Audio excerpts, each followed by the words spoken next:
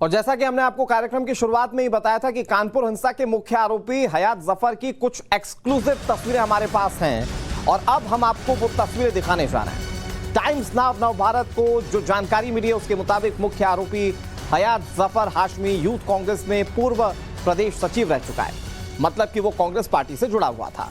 उसकी तस्वीर इस वक्त हमारे पास मौजूद है जो हम आपको इस वक्त टीवी स्क्रीन पर दिखा रहे हैं। इसमें वो कांग्रेस नेता इमरान प्रतापगढ़ी के साथ इस तस्वीर में नजर आता है।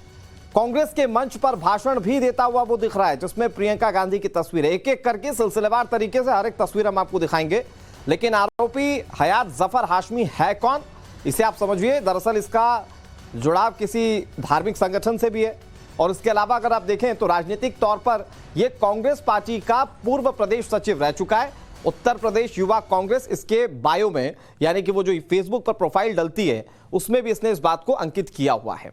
अब हालांकि ये पुलिस के हत्थे चढ़ चुका है, लेकिन जिस तरीके से इसने तमाम साजिशें रची हैं उससे बहुत सारी चीजें साफ हो जाती है। लेकिन अब इसका राजनीतिक तौर पर जो जुड़ाव सामने आ रहा है उसको लेकर राजनीतिक पार्टियां किस तरीके की दलीलें पेश करती हैं, क्योंकि इसमें जो तस्वीरें हैं आप देख रहे हैं, इसमें इमरान प्रतापगढ़ी जिसके साथ इस आरोपी हयात जफर हाशमी की आप तस्वीरें देख पा रहे हैं, इमरान प्रतापगढ़ी है वो तस्वीर में।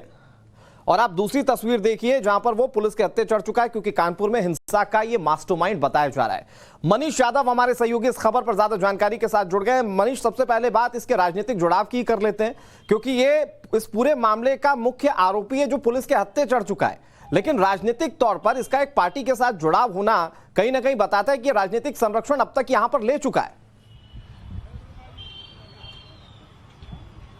लेकिन न केवल जुड़ाव था बल्कि राजनीतिक रसूख भी था। कांग्रेस के बड़े नेताओं से इसकी जानकारी हुआ करती थी और अक्सर उनके यहाँ आना जाना भी हुआ करता था। यूथ विंग के प्रदेश सचिव की जिम्मेदारी ये हयात हाशमी संभाल रहा था। इमरान प्रतापगढ़ी जो कि माइनॉरिटी सेल के चेयरमैन है कांग्रेस के, उनसे इसके संबंध बताए जाते हैं। सोशल मीडिया पर पोस्ट भी उसने की है जिसमें इमरान प्रतापगढ़ी हयात के साथ नजर आ रहे हैं। और न केवल इमरान प्रतापगढ़ी बल्कि यूपी कांग्रेस, दिल्ली कांग्रेस के बड़े नेताओं के साथ इसके संबंध हुआ करते थे। कांग्रेस के कई कार्यक्रमों में इसने हिस्सा भी लिया था। प्रियंका गांधी ने जब से बागडोर संभाली उनके नेतृत्व में, चूंकि वो प्रभारी महासचिव उत्तर प्रदेश की, तो उनके नेतृत्व में जितने संगठन के काम चल रहे थे उन संगठन के कामकाज में बढ़ चढ़कर हिस्सा भी लेता था। उसकी पोस्ट भी सोशल मीडिया पर वो शेयर किया करता था। तो कांग्रेस का सक्रिय कार्यकर्ता रह चुका है। हालांकि मौजूदा स्टेटस अभी उसने बायो में मेंशन नहीं किया है, लेकिन जो जानकारी मिल पाई है कांग्रेस से अभी भी उसका जुड़ाव रहा था। पहले वो प्रदेश सचिव रहा था लेकिन बाद में उसे हटा दिया गया था। चूंकि नई कार्यकारिणी गठित हुई थी, नए प्रदेश अध्यक्ष आए थे, तो जिसके बाद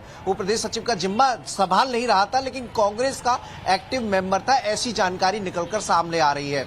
तो राजनीतिक रसूख उसका रहा है। हालांकि अब सलाखों के पीछे है और पुलिस वो सारी चीजें तलाशने की कोशिश कर रही है कि क्या इसके पीछे कोई पॉलिटिकल मोटिव तो नहीं था, कहीं से इसे फंडिंग तो नहीं हुई थी। पीएफआई का जो कनेक्शन निकलकर सामने आ रहा है, हमने सीए एनआरसी दंगों के दौरान देखा था कि पीएफआई का मजबूत लिंक उन दंगों के पीछे था, उस हिंसा के पीछे था। ठीक है, इस हिंसा पुलिस या जांच पर भी बात होगी मनीष, लेकिन एक तस्वीर जो मैं अपने दर्शकों को दिखाना चाहता हूं, दरअसल ये वो तस्वीर हयात की तस्वीर है जिसमें वो भाषण दे रहा है, लेकिन उसके ठीक पीछे जो तस्वीर नजर आती है वो है प्रियंका गांधी की। इस वक्त कांग्रेस में बड़े ओहदे पर हैं प्रियंका गांधी, उत्तर प्रदेश में उन्होंने बड़े पद पर काम भी किया है और उन्हीं के अंतर्गत ऐसा दिखता है इस तस्वीर के माध्यम से कम कि इन्हीं के अंतर्गत वो काम कर रहा था। अब सवाल ये मनीष कि जब इतने सारे सबूत किसी एक राजनीतिक पार्टी से जुड़ाव के मिल जाते हैं, जब फेसबुक पर उसका बायो ये इंडिकेट करता है कि कांग्रेस पार्टी के युवा विंग से वो जुड़ा हुआ था, तो क्या कांग्रेस पार्टी इस पूरे मामले पर किसी तरह की कोई जिम्मेदारी लेगी? क्योंकि इस तरह के सांप्रदायिक हिंसा जब होती है, सांप्रदायिक जब घटनाक्रम सामने आते हैं, तो कांग्रेस पार्टी मौजूदा सरकारों को जरूर कोसती है। अब क्या कांग्रेस पार्टी इस पर जिम्मेदारी लेने को तैयार होगी? देखिए अनुराग, सवाल तो खड़े होंगे क्योंकि ये कोई सामान्य कार्यकर्ता नहीं था बल्कि पार्टी का पदाधिकारी रह चुका है। प्रदेश कार्यकारिणी का सदस्य था, प्रदेश पदाधिकारी जैसे एक महत्वपूर्ण पद का जिम्मा वो संभाल रहा था।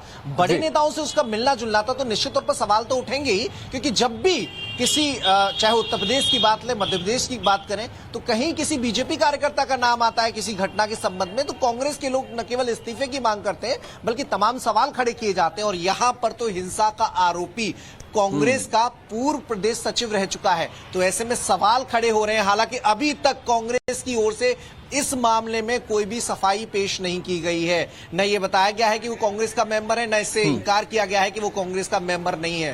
कांग्रेस का कोई नेता इस पर बोलने को तैयार नहीं है। यहाँ पर उसका नेटवर्क बहुत संगठन के जो कामकाज हुआ करते थे उसके लिए नियमित अंतराल पर बैठकें हुआ करती थी और उसमें बड़ी संख्या में लोग भी उमड़ते थे। हयात अपनी ओर से कोशिश करता था, फोन के जरिए, पोस्टर के जरिए ऐसे लोगों को इकट्ठा किया जाता था और कांग्रेस के सम्मेलन में मनीष, आजकल की राजनीति में वो ट्विटर का दौर भी बहुत ज्यादा देखने को मिलता है। जरा जरा सी बात पर बड़े बड़े ट्वीट आ जाते हैं। इस मामले पर कम से कम उम्मीद एक ट्वीट की कर लें, बयान हो सकता है ना हो सकता है इसके लिए प्रेस कॉन्फ्रेंस ना की जाए। बहरहाल मनीष, तमाम कार्रवाइयों को लेकर आपसे बातचीत होती रहेगी, आप हमारे साथ बने रहिए, लेकिन इस पूरे मामले पर परत दर परत हर एक तस्वीर हम अपने दर्शकों को समझाने की कोशिश कर रहे हैं, क्योंकि तस्वीरों के जरिए तो आपने कानपुर हिंसा की पूरी कहानी समझ ली।